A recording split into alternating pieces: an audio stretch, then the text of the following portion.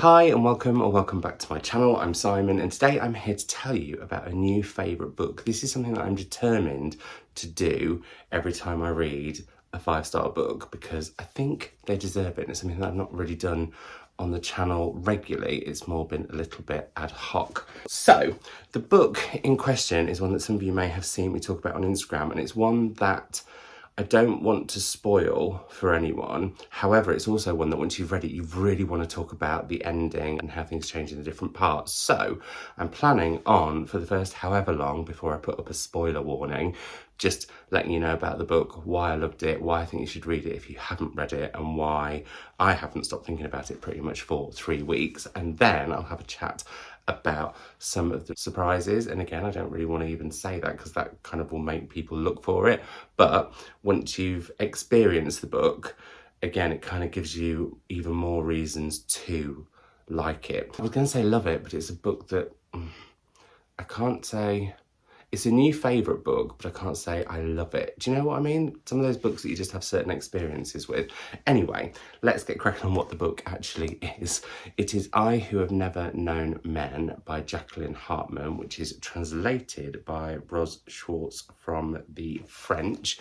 I think it came out in the 90s and sort of went under the radar, and then Vintage have republished it. And I'd heard a few little bits and bobs about it, but I was particularly recommended it. Literally hand sold it. I have also slightly dressed like it. Chris doesn't like this jumper. He said it's tatty out of shape and should go in the bin, but I just love it. I mean, it's even got a hole in it, but I still love it. Anyway, moving on. This got hand sold to me when I was spending a weekend being a bookseller at Harris & Harris by the lovely Charlotte.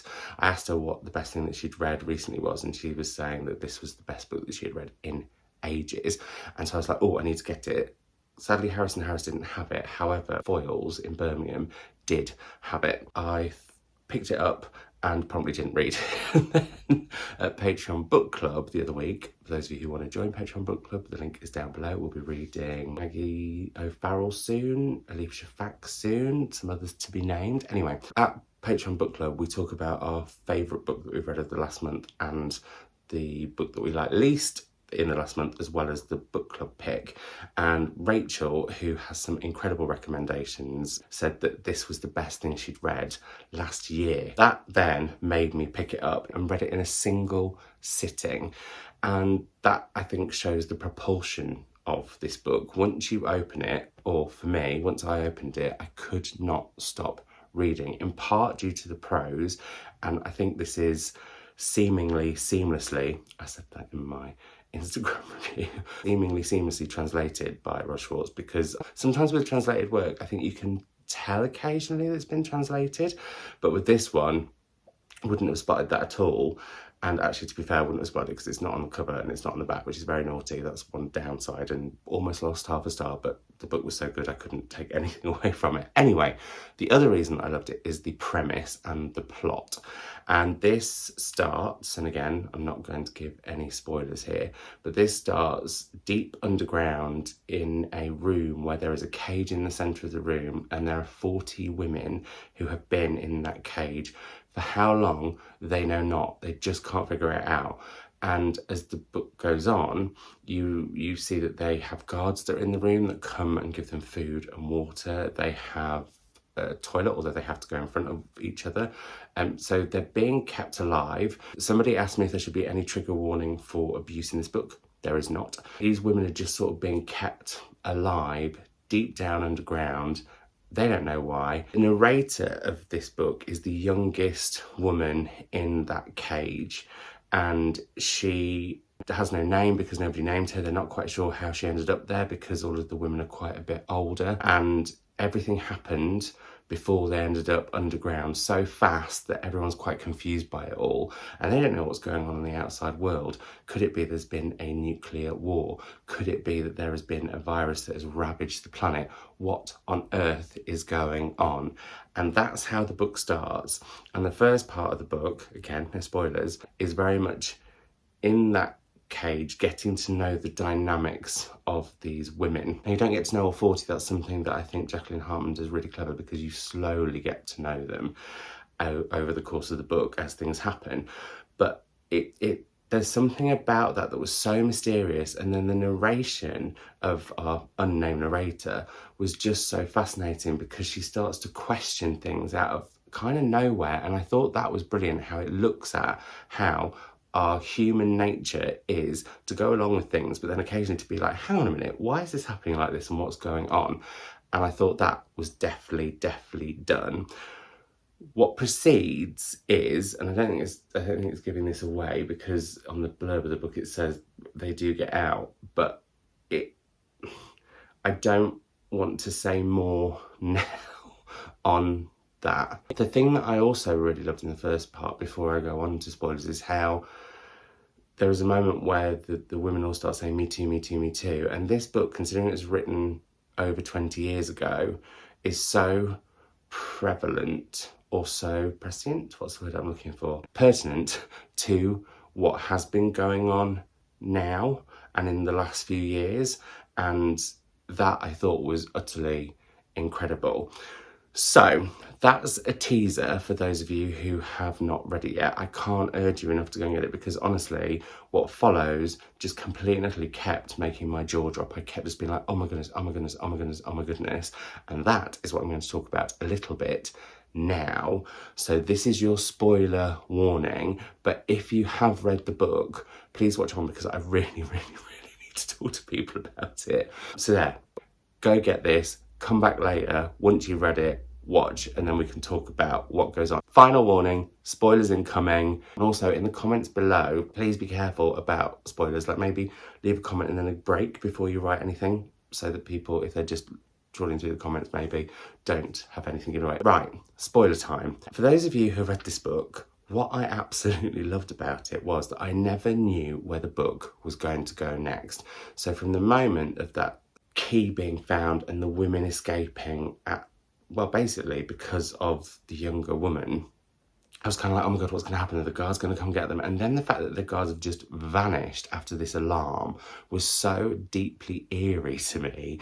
And then to go outside and there just be sort of nothingness. As the women go on the journey to kind of try and create a life, I guess, or to find other life, I suppose, I think that really got me, especially when we go to the other barns and they go down into the cellars and you find these, well, dead bodies initially of women, but then the surprise that there are cages with men in. Like I was like, well, why is that happening? What's going on? What is going on with this? But I just don't understand what she's doing, but I'm kind of loving it for it. And that was what carried on with the book throughout. Every time there was another twist, or not a twist actually, I don't think it's a twisty book, but every time there was another sort of revelation or reveal or surprise, I was just even more like puzzled, but also even more engrossed with it. I mean, what was going on in that bus? That's another thing that I wanted to know. And the fact that you don't know where they are, and even that suggestion by one of them that they could be on another planet, like there was so much possibility, but at no point did I feel annoyed by it. This was a book that just, I kept just being like, wow, oh my goodness, oh.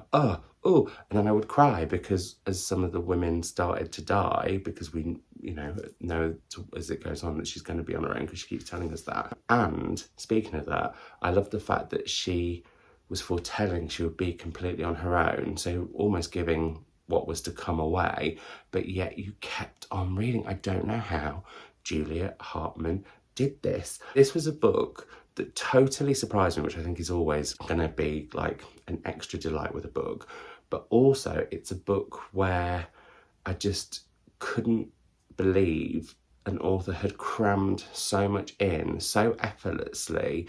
I mean, the layers as you leave, ironically, as you kind of go up, there are just layers and layers and layers and layers going down within the text, which I thought was brilliantly done. So yeah, I just thought it was utterly phenomenal, but I really want to talk to people about the ending, because when she finds those stones and then when she goes down and there's all of that sort of amazing apartment, I didn't know what was going on. I was still completely lost. It was obviously a bunker, but also where are all the animals? What was that all about? And how did they keep all of this food and meat and everything fresh? And why was the electric still on? Like all of that, but it didn't annoy me. It just kept me reading and I just kept loving it.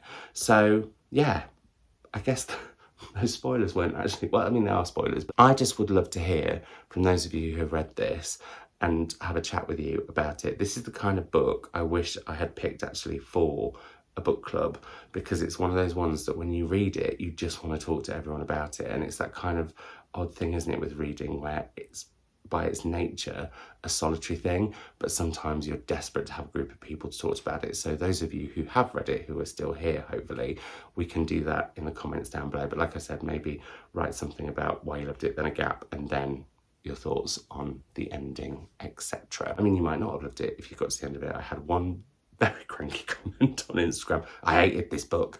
I always think like that, just what does that do to the discussion? It doesn't, it just kills it. So I just said, oh dear, never mind, because you can't really have a conversation about I hated it. I could have a conversation about, oh, I didn't really like that because blah, blah, blah, blah. And if that's you, feel free to chat about that too. Just because I loved it, I don't expect everyone to. And also it could be really interesting to discuss why people love a book and why people don't love the same book. Basically what I'm saying is, let's have a chat.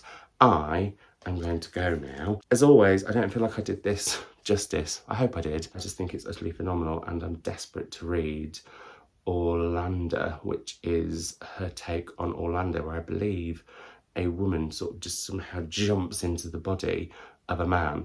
And it's also a riff on Virginia Woolf's Orlando, which I've never read and would quite like to, even though me and Virginia Woolf have a bit of an iffy relationship. Also, I've been recommended The Wall since I've read this. I would like to read that at some point, but I don't know if you're the same. I feel like this book was so good and so brilliant within its oeuvre, or genre, whichever word you want to use. I just wanted to say oeuvre because I like it. I feel like I need a break from this. I mean, to be fair, I read this 3 weeks ago. I think I've read 5 books since, but this is still lingering in my brain and won't quite let me go, which is another reason that I absolutely think it is a corker. Anyway, I'm gonna go. I hope you're all having a wonderful weekend, and I will chat to you in another video very, very soon. Bye.